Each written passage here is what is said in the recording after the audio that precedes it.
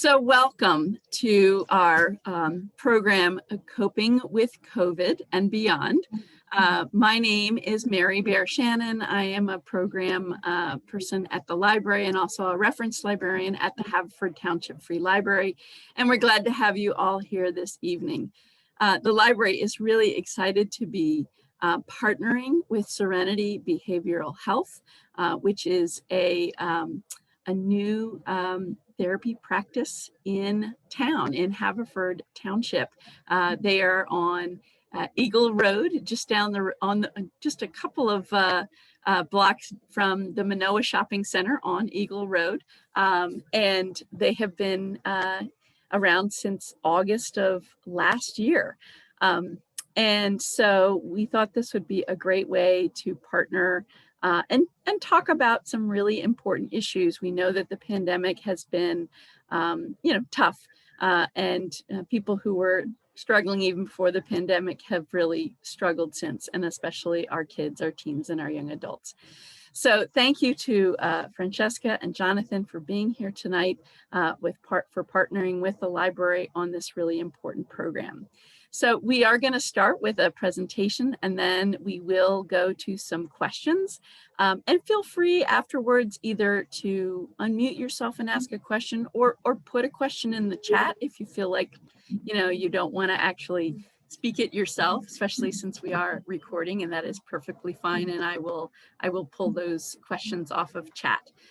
So I'd like to introduce our two presenters for this evening from Serenity Behavioral Health. Our first presenter is Francesca Santacroce, and I mispronounced your names forever, so I feel like I'm a little closer now. So Francesca is the owner and director, and she's a licensed marriage and family therapist. Of course, the founder of Serenity Behavioral Health in Havertown. And Serenity provides personalized mental health and substance abuse intensive outpatient services to teens and young adults. They offer group, individual, family therapy, and medication management. And prior to launching Serenity, she was the director of operations at Adolescents Advocates and led the family service coordination program at Chances, which is all caps, Chances. Her early work includes providing marriage and family therapy and working with at-risk children, young adults, and families. Francesca found success in treating teens and young adults from a systems perspective and wanted to create a therapeutic space for youth to connect, get support, and make positive changes. In her practice, Francesca employs cognitive behavioral therapy, family systems theory, and 12-step principles. She empowers families to support one another through identification of unhealthy patterns and improve communication in order to create positive, long-lasting change. Francesca holds a master's in clinical psychology, marriage and family therapy from LaSalle University. And then our other presenter is Jonathan Bumpas, and he is an individual and family therapist. Jonathan earned his master's in marriage and family therapy and a master's of divinity from Louisville Presbyterian Theological Seminary. Prior to joining Serenity, he worked as a family-based therapist with at-risk adolescents and their families in home and community settings. Jonathan works from a family systems model to strengthen relationships, set goals, and create lasting change for families. He also served as a therapist at the Renfro Center's day treatment and intensive outpatient program, helping girls and women in recovering from eating disorders. Jonathan values the therapist-client relationship to establish trust and confidence that change is possible. He provides a safe place for teens, young adults, and families to create new patterns for connection, change, and personal growth.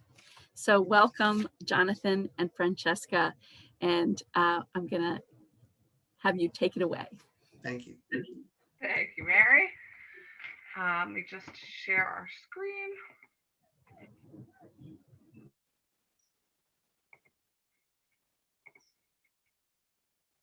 Okay. You guys can see that screen, right? Yes. Okay, awesome. So thank you everyone so much for joining us. So today we just wanted to start by sharing some information about the challenges that teens and young adults have been facing and over the past year, and then we'll discuss ways parents can support their kids, what you can do in a crisis, and share some local resources, and then have a quick Q&A. So over the past year, we've really seen overwhelming number of teens and young adults struggling with mental health or substance use issues. So as adults, we've experienced our own struggles throughout the pandemic, but the kids have really struggled and lost a lot. Adolescence is a time when teens are supposed to be stretching their boundaries, testing their limits, getting out of the house, trying new things, and figuring out their place among their peers and within their communities.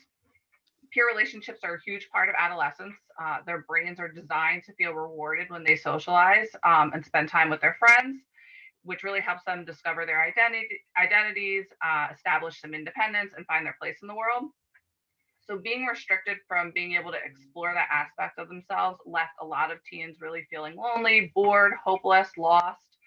Um, the pandemic caused a lot of our youth to miss out on some major life milestones like dances, graduations, birthdays. So they really express a very strong sense of loss.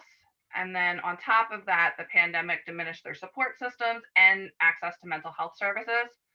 I'm not sure if any of you have been trying to find therapy services for your kids, but a lot of parents talked about running into very long wait lists, not getting callbacks, and really having some difficulty getting their kids the services that they needed. So thankfully things are starting to open back up again, and kids are able to get into therapy and get into some programs. But overall, researchers found an increase in teen and young adult depression, anxiety, lack of motivation, suicidal thoughts, and self harm. There was definitely an increase in substance use, and then surprisingly, an increase in teens and young adults using substances with their parents at home. So during the pandemic, about 7 in 10 teens reported struggling with mental health. 70% felt that virtual learning negatively impacted their mental health, and 80% said the pandemic made their symptoms worse. So, despite facing all these new mental health challenges, they also shared that they made attempts to keep their feelings to themselves, minimize their challenges, didn't want to be a burden to their parents by sharing their feelings, or really felt that their feelings weren't valid or that they shouldn't be feeling as bad as they were.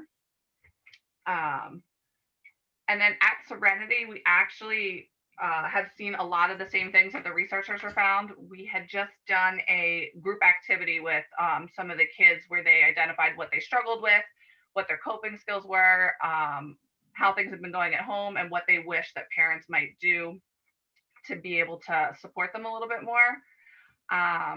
So some of the similar things again was the substance use, the anxiety, the depression, the self harm.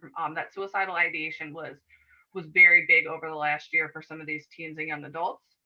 But they were also able to identify some awesome coping skills that they've been using. They were definitely in tune with their parents' level of stress, frustration, and worry, and so that they really were able to feel that. But they did say that the most helpful thing was to be able to have an open discussion, honest communication with their parents, while also being able to be given some space. Jonathan will go into a little bit more detail about some other things that the kids said could help, as well as some tips for parents to open up an honest discussion with their kids. So some of the warning signs to look out for mental health and substance use would be changes in peer groups, increased isolation, loss of interest in activities, increased irritability and hostility, changing in sleep and eating patterns, really just, changes in their typical behaviors. And it's important to kind of try and recognize it, because very slowly, the abnormal can start to seem normal, and you might miss some of those shifts, especially if the kids are starting to isolate a lot, which was one of the things that they said that they tried to do in order to cope. I'm actually gonna turn it over to Jonathan now so he can share some tips for you guys and things that parents can do to help. Hi, thanks. Welcome, everybody. So as you see on the screen, and then I have some other things to talk about. But it starts with what we as parents can do, and I have some good, I feel like I have some good ideas. One is self-care and modeling self-care too, right? Um, we always have to check in with our own anxiety, our own stress, and to a certain extent, our ego. Ego is something that maybe sometimes we think of like a male ego, but we all have an ego, right? So to be able to check into why we're feeling a certain way or why we're responding in a certain way. Um, we also want to make sure that our teens are engaging in therapy, that they're eating well, that they're exercising, sleeping well. These things that we know, and it's hard to get them to do that. But like going to bed at a certain hour, waking up at a certain hour, eating well, staying hydrated, the basic stuff. But for teens, it's often hard as they're well, at least with our group, so many times they're on their phone until 3 or 4 in the morning sometimes. Um, so as much as we can establish routines and help them with their routines, provide structure. I think structure is really important. Um, Most of us find out that like teens don't naturally know how to structure their lives or to stay structured. So helping them with that is a good idea. Um, then we have just kind of open discussions. You may have heard this before, but just try to use open-ended questions, not closed-ended questions, not yes or no questions. Um, Empathizing. I know it's been a tough year. Can you tell me what it was like for you? To be curious about things. I think that that's sometimes a little bit difficult for parents to be more curious. Our tendency is to want to teach, which is what we do as parents, teach and guide and do those things, but to be more curious about their experience and to hear from them more than we're talking to them. Um, when I talked about, I'm going to plug a couple books here, and we have resources down there. But when I talked about the stress and anxiety and ego, there's this book, and you'll be able to see in the link if you can't see this, but this book is called The Awakened Family. And I'm not going to try to pronounce the person's name because I'll get it wrong, but it's in the resource down there. This book is really, it's fairly dense, but it's fantastic in that it focuses on the parent's awareness as opposed to the child's behavior. So it's really checking in with what is it about for you, what's going on for you, those type things, and that a lot of teens or people growing up, they have the resource to be able to regulate themselves and to be able to know what they want to do. I think sometimes we can overfunction as parents. So this is about your own awareness of this book. So I would recommend that. As I said before, check in about your own stress. When we are talking to our teens, what's going on for us, and then what's going on for them, what stress are they under, those type things.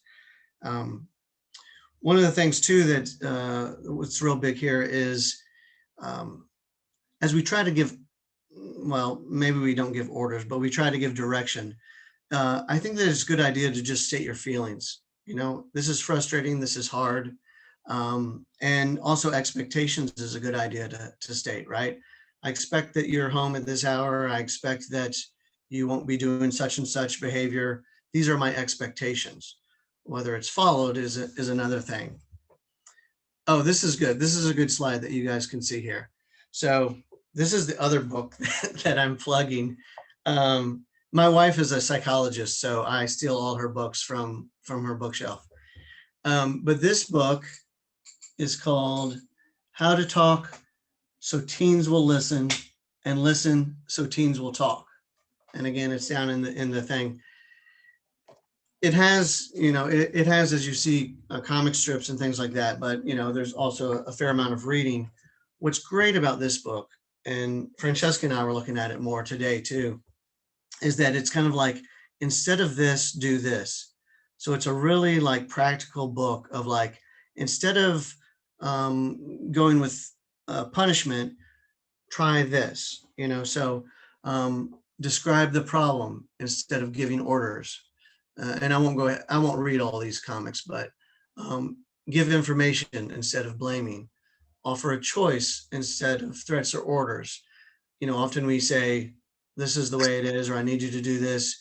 If you feel like you can be more collaborative with your teen, that tends to be more of a buy-in for a teen. They go, oh, I have a say in this.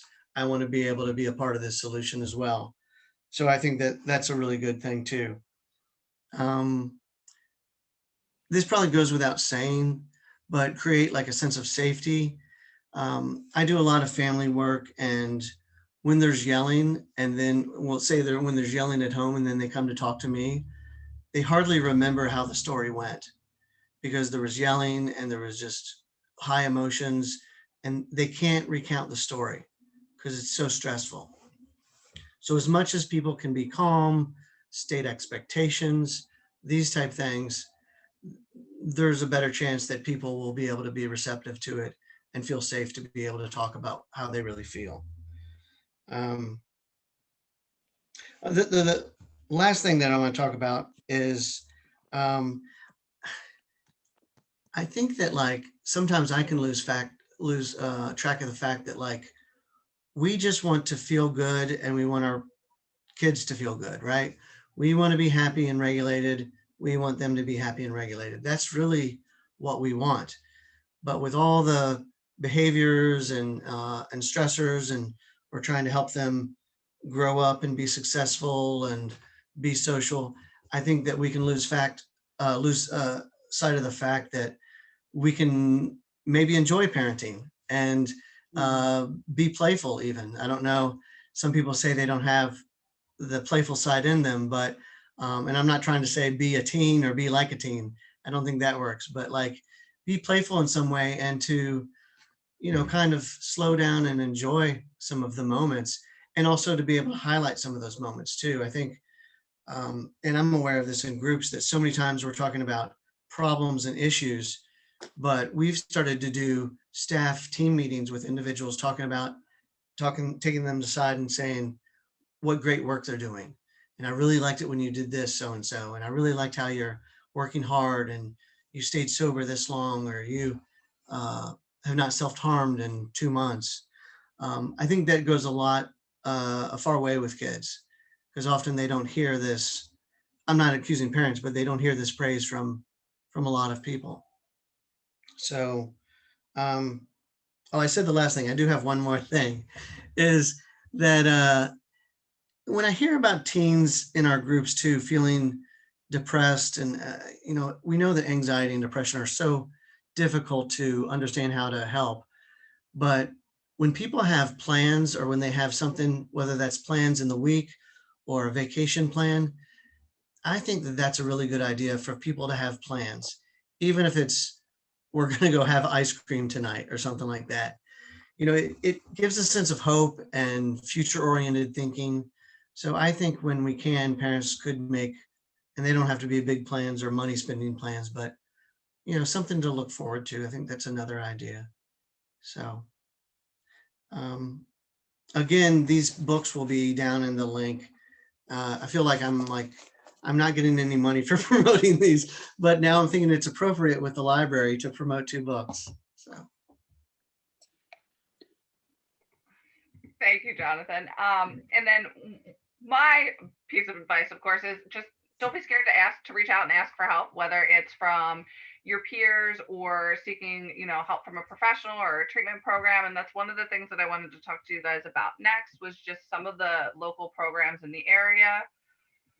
I have seen the kids really, really benefit from group therapy. And there's some awesome IOP and PHP programs around which incorporates group therapy.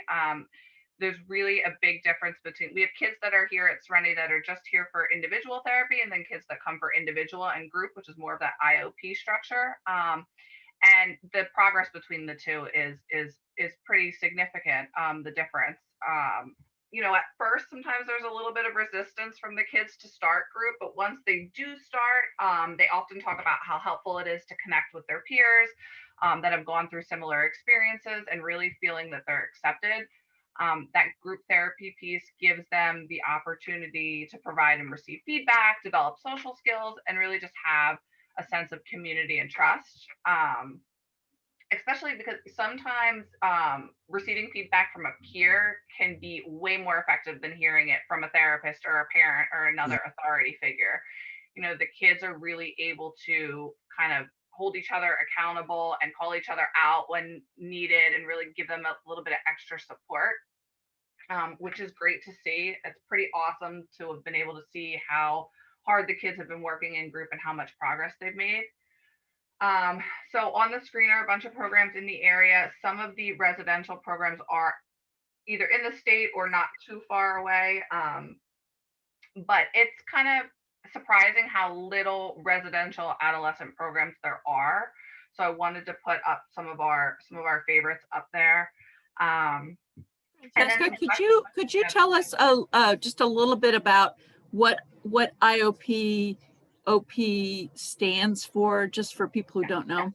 Yes. So IOP is typically 3 to 4 days a week, 2 to 3 hours a day. It includes individual therapy, group therapy, family therapy. Some programs, so like us at Serenity, will also incorporate like educational, vocational support. If a teen's struggling with academics, they can come in, they can do homework. So like the additional supports will vary by program, but it's generally about a 2 to 3 hour a day program.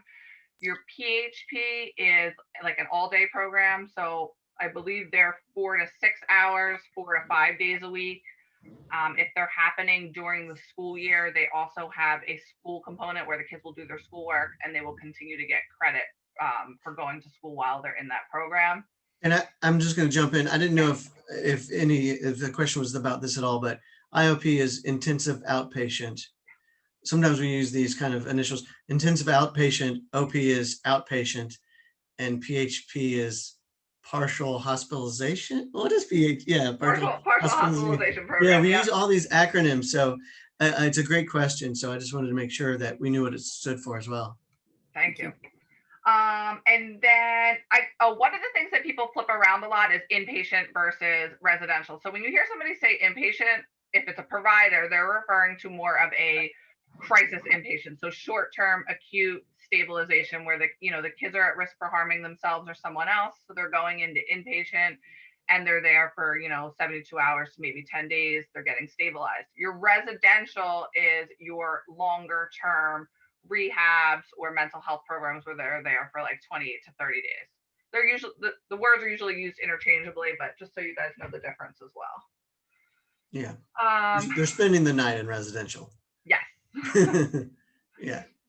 And then some questions to ask about the programs, and I made these, to focus more on the IOP PHP is, will my child be receiving individual sessions while in IOP, or is it just group? How many kids are in a group? I like a group right around 6 to 9, but anything under 15, I would say, is pretty good. If it gets too big, then, the kids kind of start to get lost.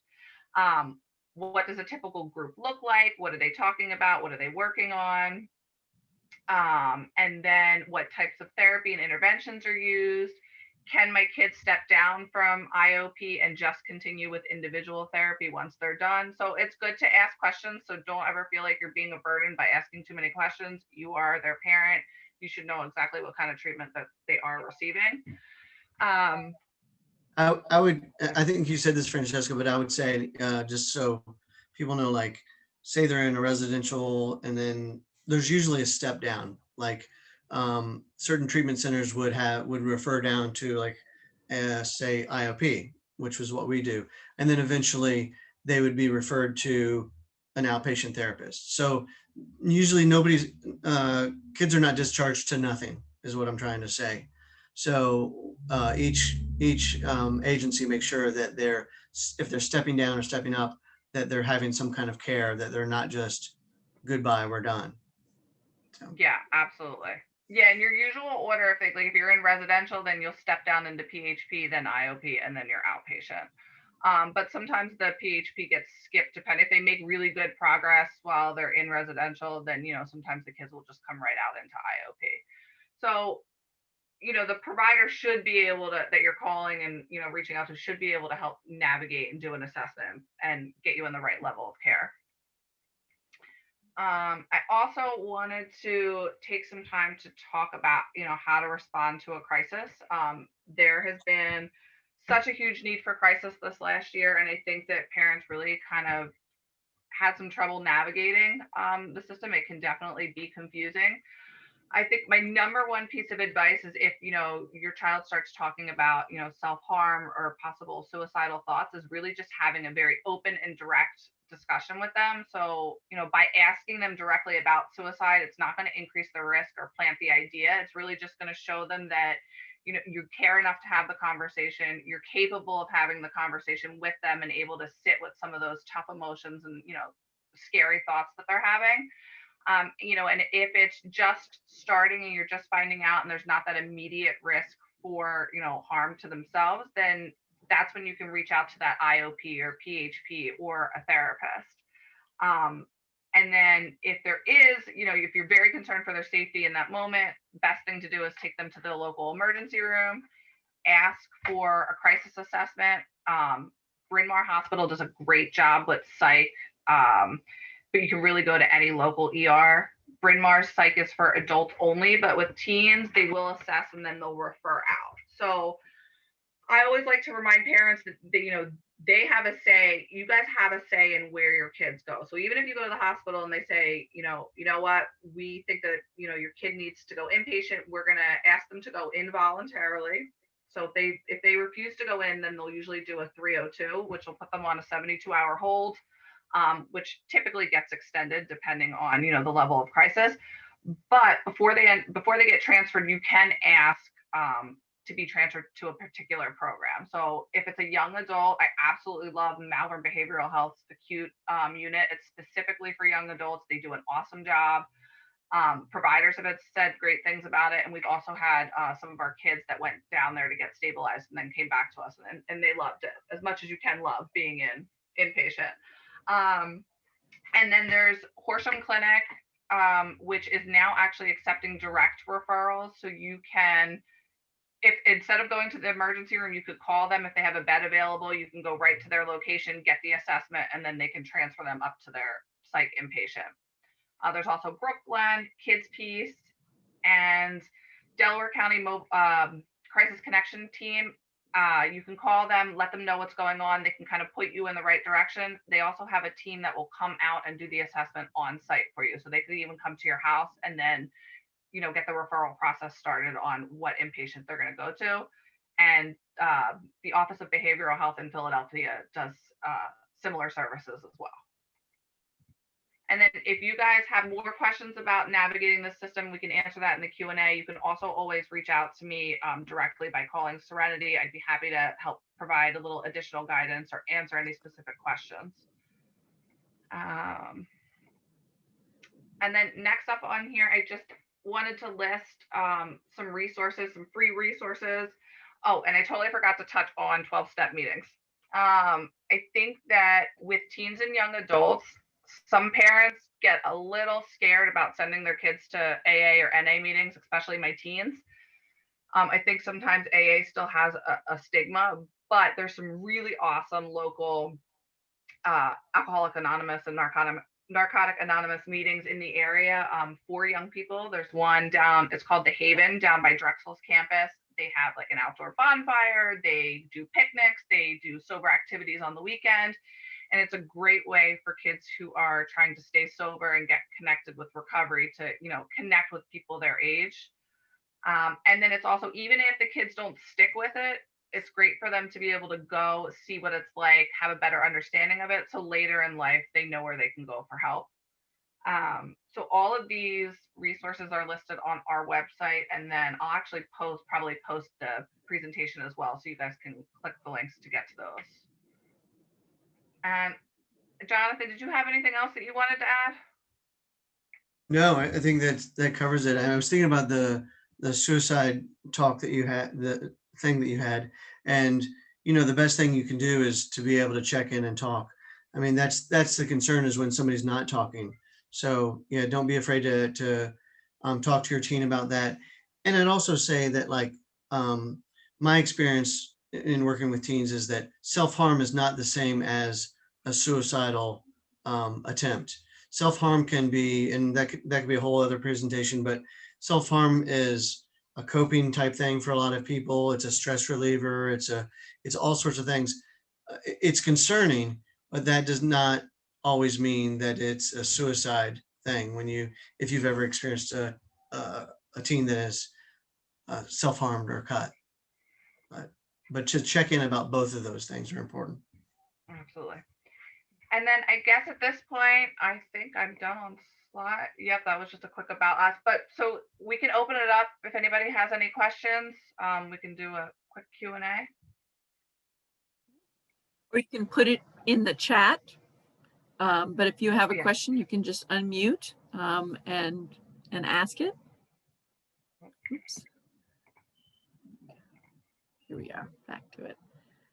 I was just looking at some of the chat questions. We answered what an IOP is. The other thing about your resources is we're going to email it to the group too. Oh, So perfect. they'll have that list, especially your books, Jonathan. Questions. You can put it in the chat. You can just unmute yourself. Well, I have a question. Someone said to me the other day that they wondered, just as COVID is starting to ease, that we won't really know what the impact is of COVID on all of us, but we're thinking about our kids until after it's over. And I guess I would be interested to hear your thoughts on what we might see with our kids, even as things are starting to look better. I think that one of the things that I've seen and that the kids have shared is just struggling with how to reconnect and how to, socialize and re-engage and sitting with. They experience a lot of emotions, so learning, just having difficulty sitting with their emotions and how to manage those emotions and how to cope. So I don't know. I don't have the answer. I think that a lot of people expected the kids to be way more I kept hearing kids are resilient and they're going to be okay throughout the pandemic, but it hit them really hard. It hit them harder than I thought it would. So yeah. I'm not sure. Jonathan, do you have any thoughts? Well, I think if we look at our young adult group and certainly our high school group, there's been kids that are AB students that really struggled this year academically. And some of it is the structure where they need a teacher in front of them. We know they need teachers, and for them to not have a due date for assignments, they could just be in bed. That's not been a benefit for them.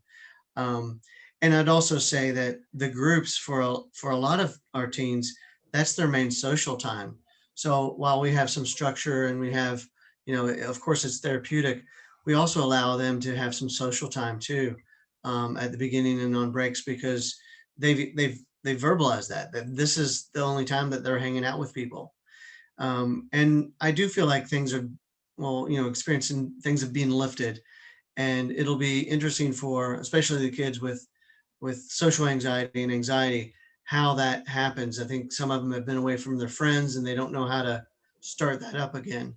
So, as much as we can plan something or structure something that might help them, but some of the effects it's yet to be seen, right, of how it's going to affect them. I'm really hopeful that everybody's going to go back to school next year. I'm just believing that. I'm just telling myself that. Yeah. Jonathan, I have a follow-up question about that, because I definitely have a high school student who normally gets A's and B's and this year has not, mm-hmm. and also has been lying about turning in assignments and things like that, which is very out of her norm. And, I think all year I kept thinking, like, it's getting better. It's going to get better. Like at the end of the first term, I was like, we're having a fresh start. We know what we're doing now. It's going to be better. It wasn't better. And I am wondering, we're only like 3 days into summer vacation, but I'm wondering, like, what can we do to prepare to go back to school in September and actually have a better year? Yeah. And magically get back on track. Fix this. Right. Yeah. Well, and I run a parent support group and I hear parents going like, I have ideas how they, he or she can structure her time, but Right. it doesn't always translate to the child. Right. Do you think that going back to school for your teen, that is part of the solution or for the next year? Do you feel like that I do. being at home has been part of the problem? Yeah. Yeah. And anxiety about getting sick. Yeah. Oh yeah. I mean, I think I've seen a difference since she got vaccinated, that she's more herself. Yeah. I will say, we mentioned the word resilient. I've been amazed at kids and teens just throughout this whole thing, putting on masks. And, this is something that we've never experienced or I've never experienced in my childhood, and just how so many people rolled with it. That doesn't mean that some of the anxiety has not increased, but the resilience of them. I know that, your situation, I don't know, but for some kids, they just said, sometimes the assignments were optional, or it wasn't due until Friday, all the stuff that was throughout the week. And so they let it pile up. And then most kids, even well-intending kids, go, it's too much, it's overwhelming. So heck with it. I'm not going to do any of it because it's way too overwhelming to think about, as opposed to if you did Monday's work and if you did Tuesday's work and if you did Wednesday's work. But usually that's why teachers help you stay on task. So, I can just normalize that that's an experience that I've seen with a lot of teens, and that I'm hoping that the school year next year, people are on track. Just to jump in, so like I know that that you as parents are like, okay, well, the kids are lying to me. They're saying they're getting it done. The kids know what they're doing, and they're coming in and they're acknowledging it. And they're like, I totally screwed up. I didn't do any of my assignments. My parents are pissed off at me, but I'm so overwhelmed. They don't know how to do it. So even though they're having a hard, they're not really sharing with you guys, they are aware of it and they are talking about it. And it's been a struggle across the board with our teens. I mean, straight A honor roll students are just not turning things in. So I'm really hopeful that going back will make a huge difference. Yeah, that's a good point. That they don't really, even honest kids don't really want to say to their parents, I'm behind, or I'm not doing it, because they know that has a conversation associated with it. Hi. This is that story you just told, the parent who just spoke, that could be my daughter. It's exactly the same story. Exactly. So you're not alone. I have a question though about return to school. My daughter was a freshman this year, and none of her middle school friends went to her high school. And then she met nobody. And so now she has anxiety about meeting people, and I don't know how to help her on that. Yeah, I think that's another common one where the kids have really struggled with that social anxiety piece. Jonathan, you're actually with them more than I am. You have any thoughts there? Yeah, gosh, that's tough. Not to share too much personal stuff, but I had a daughter who's in 6th grade, and she met pretty much nobody going into middle school, and now, going into 7th grade, trying to meet people. I was 6th grader as well. Same situation. Okay, so I mean, this is easier said than done, and anxiety is a tough one, but exposure therapy is important, right? And so you can say, I know that you're anxious. I know it's difficult. Talk to me about it. Yet you're going to go to school, and you can do check-ins and things like that. But like, the answer is not avoidance entirely, but to be able to get some understanding about that too. I think sometimes when our kids are in distress, we feel like we have to fix it. And sometimes, especially it feels like anxiety there's not really fixing, but there's managing and listening and understanding and regulating, your daughter or son. Right. So do you have any suggestions for what we can do over the summer so that it's not this big thing, facing her at the beginning of the school year? Do you think it's the people that she's going to meet in the school year, or just meeting people in general? I mean, she's had no opportunities to meet people. Everything's virtual here, or it has Uh-huh. been until just very recently. Even groups, I tried to get her into a group. I'm in Maryland. I'm sorry. Oh, okay. I'm kind of parachuting into your talk here. I found you through my mother-in-law. Yeah, so everything was virtual for the whole year, even groups. And so we didn't have an opportunity to get her any socialization over the school year. Yeah. I'm not sure what resources that you have, but maybe trying to get connected to some community events that are, you know, local where the school is, and trying to just get her plugged into some activities where she can meet other kids her age, even if it's not the kids that she's going to school with, but like putting her in that situation where, you know, you need to meet new people and you need to connect with them almost as practice for when they go back to school. So seeing if there's any in-person activities that you can engage in. And sometimes it's just sitting and listening to the anxiety. As much as like Jonathan was saying, we want to fix, just being able to say, I hear you, I understand, you know, I understand how anxious you are. What can I do to support you? Sometimes just being heard is helpful too. Yeah, it's tough. I don't know if there's like small doses of being social or social exposure before the school year starts with other girls or boys. Yeah, we are sending her to a sleepaway camp, and I'm hoping that's not too much exposure. Wow. That's a She lot. really wants Wow. to go. It's only 2 weeks. She really wants to go. Yeah, So hopefully. I'm a fan of camps, but that does sound like a big exposure. Yeah. You know, Jonathan, I feel like I heard from you just one of the biggest stressors this year has been kind of a lack of structure, which I think we all struggle with when we don't have it. Yeah.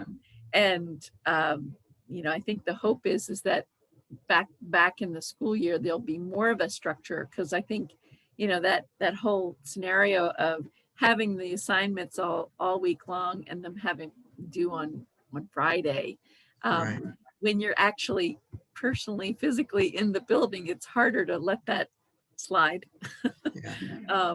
And I think that has been, you know, the challenge of educators and families too, because, you know, we do, we're little by little taking those training wheels off. But this last year, it's like we took them off and we threw them in the closet. And we took away their reward too. So you have to go to school all day, but at least when you're going to school all day and doing your work, you get to see your friends and you get to hang out and you get to play sports. So it's like, now it's like, okay, sit in front of the computer and you just need to do all your work and you're not structured. I mean, it's tough. I don't know if I could have done it. So Yeah. it's definitely tough. Yeah, that's All a good the work point. and none of the fun. Yeah. Yeah, you can't pass notes on Zoom, and you can't like talk to your friend next to you on Zoom. Yeah. Other questions, comments, things that people would like to share? Reactions to what we've talked about? Anything in the chat? All right. I don't want to dominate here. I feel like I've talked a lot already, but there's a class, parenting group here in Maryland called PEP, and they are very much in the, you know, encouraging, observing, and kind of their main goal is to encourage your child rather than direct your child, so that they can kind of come to their own conclusion. Anyway, they have wonderful online classes. If anyone's interested in PEP classes, it's really wonderful. Okay. Right. Well, and you all, the thing I know you all do as well at Serenity is your parenting support group Mhm. for parents. And is that just for people for parents of kids who are using other services at Serenity, or could that be something that a parent might do even if their child is not willing yet to get services? Right now, the one that we have set up for the parents of the kids that are in the program. That way the parents can still get some support and some education without, I like to say, kind of encroaching on the kids' therapy, because we want it to be their space. But I have definitely thought about opening up a group to the public for kids that aren't enrolled. I just haven't done it yet. So it's something that I am thinking about doing. We just have to see if Jonathan wants to run it for me. Jonathan runs your parenting support group. He does. Yeah, and yeah, I'll do like a little plug for that. I mean, I find that just like it a little bit here, parents start to support one another, and so I'm really kind of facilitating the group. But like when we have 5 or 6 families, they really get a lot out of talking to each other and relating to similar situations. And even though when I go back into the high school group or young adult group, you know, I might say, you know, Johnny, your mom was on the parent support group, and Johnny might, I'm making up these names, right? These are not the names, but he might roll his eyes, but he's actually glad that his mom or dad showed up. So I think that the work that the kids do when they see parents putting in the work or the you know, investment, they really appreciate that. So they don't feel like it's just me. It's like a family. It's a family thing. Yeah. I actually had another question.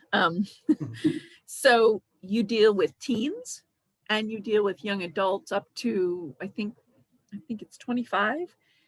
What kind of real differences do you see dealing with young people who are underage or still in high school, and the ones that are, you know, have gone on to some other either work or school since graduation, and what are some of the differences in terms of your approach to these groups? Yeah, that's a great question. Do you want to go or do you want me to? Yeah, I don't want to dominate, but I can respond to some of that. Go for it.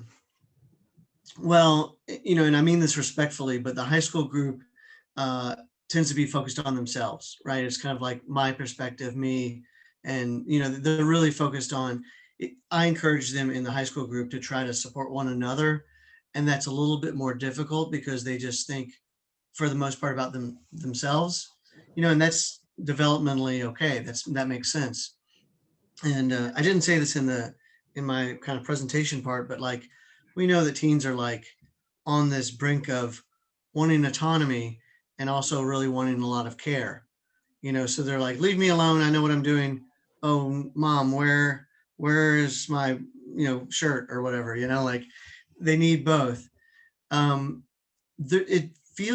two groups do feel different, and the young adult group, they still have the same wanting autonomy but needing care, but they are able to offer support to one another more. They're able to kind of, you know, there's a difference between advice and support, but they can do advice and support, like just empathize with somebody else's struggle. And we do end up talking more about work and careers and future oriented things and things like that. So, you know, I think I kind of answered some of that. I don't know if Francesca, you want to add? Yeah, and I was going to say, I think one of the differences too, one of the things that the young adults struggle with, so it's like they spent all of this time, you know, in adolescence and in high school with all this structure and all these expectations and these rules. And then all of a sudden they're kind of just thrown, okay, you're going to college, you have freedom, you get up and go to class on your own. And they just, you know, if they really haven't learned how to manage themselves and their own schedule and, you know, kind of doing things on their own, it's a shock for them. And they really struggle with, you know, sticking to that schedule and taking, you know, doing those responsibilities on their own. So, you know, definitely trying to help them, you know, one, understand, okay, we understand why it's difficult, but what can you do in order to help manage your time better and you know, stay accountable for the things that you need to do. So I think that's been a big struggle for some of them. Yeah, that's a good point. Marty, it looks like you have a question. I see a hand raised. Oh, no. That's my cursor, excuse me. I have a question. Yeah, Hello? go ahead. Go ahead. Okay. I'm a school counselor, and I'm just wondering, especially from the parents, but also from the therapist, did it seem like the schools just abandoned like parent nights or report card nights or anything like that, even though school was virtual? Did it seem like they abandoned reaching out to the families and staying in touch with the parents?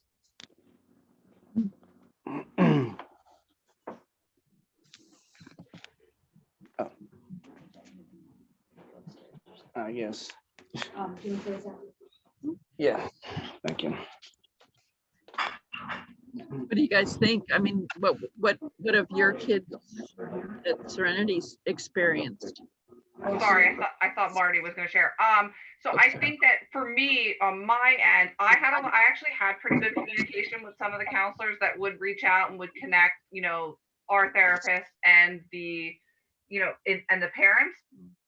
But if I think about it, I think those parents were a little bit more, reached out a little bit more than maybe the school did. But I'm not sure. I mean, I definitely saw some communication, but I don't know if there was less overall for some families. Yeah. I tend to think that there may have been, because why would it be such a surprise at the end of the school year to find out your student was failing all year, when normally, there are periodic report card nights or back to school nights, all of those kind of things that happen in school systems. And it sounds like, that a lot of the school districts maybe just kind of let a lot of communication fall by the wayside, and which puts more stress on the students themselves and on the families and on the parents to Yeah. be left in limbo like that. Yeah, that's a good point. Yeah, because I assume it ended up, a lot of the responsibility and the oversight fell on the parents to check the assignments, to go online, to log in, rather than kind of having some regular check-ins. But like I said, I'm not sure. I worked with some awesome counselors from Haverford, so they were pretty great to communicate with me. So Yeah, I'm saying the counselors were fine. I'm saying that the school district themselves, or the particular school buildings, normally, like I said, every year they have back to school night, report card nights, all these kind of nights. And I'm wondering what kind of efforts, even for the parents, the young lady that said she was from Maryland, did she feel like her child's school stayed in touch with her? she actually put something in the chat saying the school has 4,500 students, and Okay. she didn't have to have too much communication. Yeah, Right. I had, that was my big complaint over the whole school year, was that communication with parents is quite poor, and that I Yes. did not hear from teachers unless I reached out to them first, which was very troubling because my children did not do well this year. I did have one teacher for my son, who was a 6th grader in a new building, reach out to me. So, it was his health teacher, but I'll take it. She was, Yes. she cared. Not that, that helped him participate, but I appreciated it. Yes. Yeah. So moving forward, it sounds like school districts, when they're doing their planning moving forward, even though we're not post-COVID yet, and they need to figure out a way that they're going to hold up the communications with the regular communications that families are accustomed to, and not just let everything just go by the wayside and just say, well, the students better do their work and it's on them, and just leaving, just kind of dumping the families. They really should do some proactive planning in order to make the families, just make their experience better. I mean, none of us are at fault for COVID, but we can all work harder to improve the situation and to help people survive it and thrive. I see here in the chat that Donna says, as a teacher turned counselor, there was a lack in communication. I feel the schools didn't know exactly how to communicate, and the parents were slacking as well, probably due to other concerns such as job loss. I mean, it's interesting. I mean, it's not only are our kids under stress, but we have been under stress. Yeah. As adults and parents. As we talk about that. Yeah. Yeah. Yeah. So some of it is on the parents, like, did you miss the email? Did you miss this? Those type of things. But it's easy to do. It's, it's difficult. So it's kind of on both sides.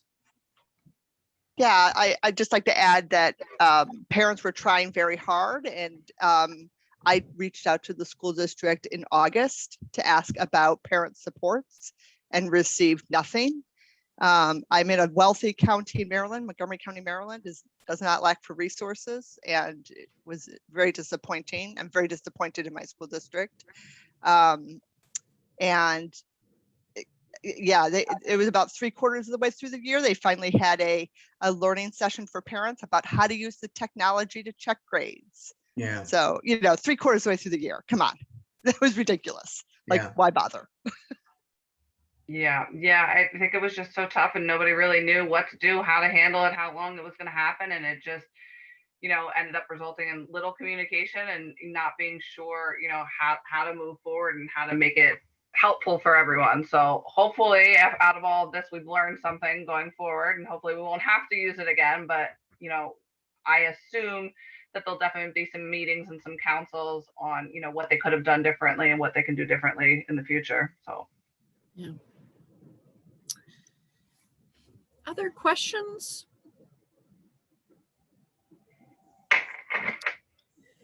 Well, we've been at it for almost an hour. So, unless there's other questions, I wanted to thank both Jonathan and Francesca for their time and their expertise. Again, Serenity is in Havertown, and it was listed as one of the resources. And as Francesca said, she's available if you had other questions about accessing resources in the area. It can be a slog in terms of trying to navigate. Just as someone said, what are these acronyms? What is IOP? It is an education, and so. We will be sending the list of resources as kind of a follow-up email. This program is being recorded, so share it with people that that maybe need this information. We've all struggled, but this is good information, especially if you feel like this has been a particularly difficult year, and you need additional help. So please feel free. And again, it will be on our YouTube channel. We will, so the library has its own YouTube channel. We will actually stick this link directly on the front page of our website for a while. So you can access it, you can share it with people. So any last things, Jonathan and Francesca, you wanted to say? I wanted to say thank you for having us. I really Yeah. appreciate it. I've really been looking forward to connecting with the community. So I thought this was a great opportunity. And definitely, please do not hesitate. If you call Serenity, I will be the one that answers the phone most likely. And I'd be happy to answer any questions for you guys and help you navigate things. Sometimes I joke and I say I'm 411 and I'm giving out phone numbers to different treatment centers. So anything that I can do to help, I'm here. So please don't hesitate to reach out. Yeah. Great. Thank you, Mary, and thank you everyone else for joining in too, and for your contribution and listening, and also the things that you guys had to say. Okay. Well, thanks everybody. And be on the lookout for the recording and the email. Okay. Thanks, Thank you. everyone. Good night. Bye-bye.